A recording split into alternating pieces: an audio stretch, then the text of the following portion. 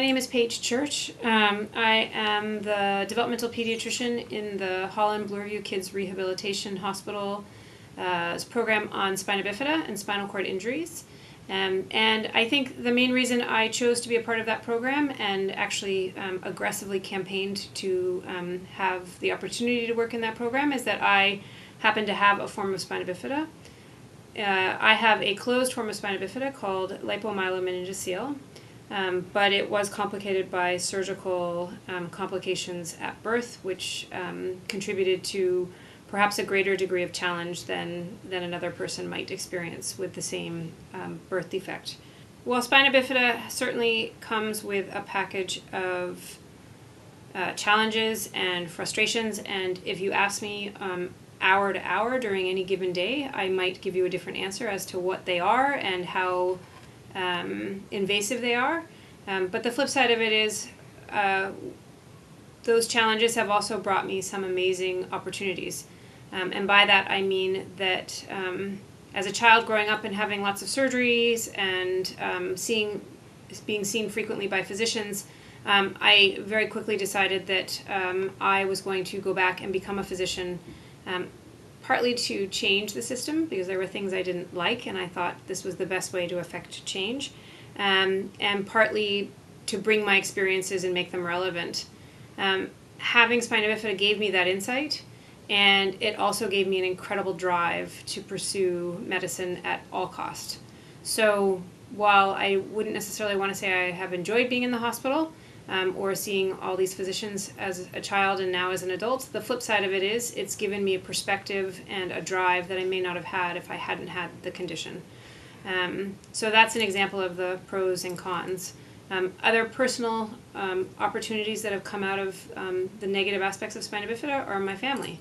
I happen to be married to an incredible husband and have an incredible daughter, and I'm not sure that those things would have happened if I didn't have spina bifida. I might have married some other guy who wasn't nearly as wonderful or as dedicated to me as my husband has proven to be. In terms of how I carry this into work, I think anyone who has the condition will know it's almost impossible to pretend it's not there on any given moment. That being said, when I have clients coming to see me in clinic, it's about them, it's not about me. So the main purpose of their visit is to hear what's going on with them, to hear what challenges they're experiencing, and then to address those for them with what resources, what skills, what aspects they're willing and they have at the table that they can use. In terms of how my having the condition may come into the room, it may in the sense that it certainly provides me with a level of intimate experience that I might be able to say in my experience has said that these are some of the challenges, which is evidence-based, but I can also speak to the fact that I can talk about the expense or the impact of, yes, it's something you should be able to do independently, but a lot of people say that they need 3 hands. Some of the feedback that families have offered in the past to other physicians may not resonate with them as clearly, but when you have inherent and personal experience with something, it validates your experience and then it further informs the care you provide. So while it isn't something that we discuss at every visit with every child, I also think it's important that the children I take care of know that I have this condition so that they can experience hopefully a little less stigma, or they can see that while the condition has significant challenges, they can also see that we can work with these challenges and we can work around them. We can't ever really fix them, but we can certainly make it manageable. And if seeing an individual living with the condition helps them to do that, then I share it for that reason and that reason only.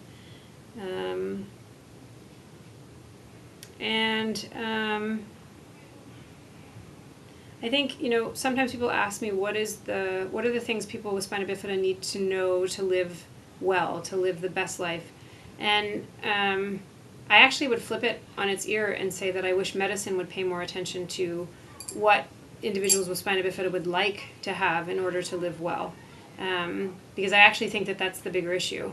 A lot of medical care focuses on the individual aspect or the challenge, and if it can be fixed or modified or addressed so that it's more livable. But it's all based on living. And what I would love to see is a medical environment that actually promotes thriving or promotes well-being with it. I would like it to be less reactive and more proactive. So instead of how do we fix a problem, how do we anticipate that this might come up?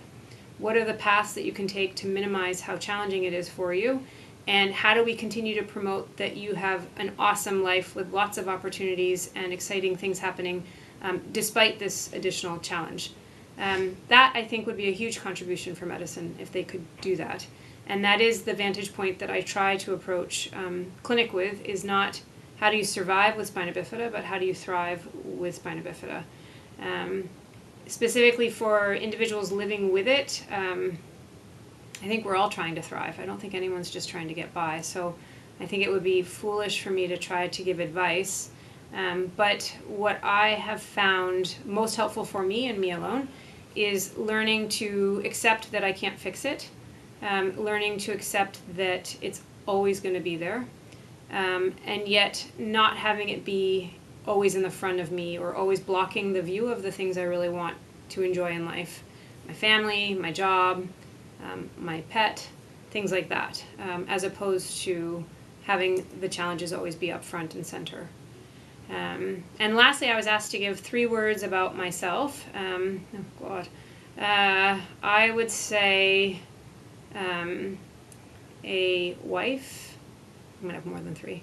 A wife, a mom, a physician, a friend, and a daughter. And if I can do those well, then I have lived a good life.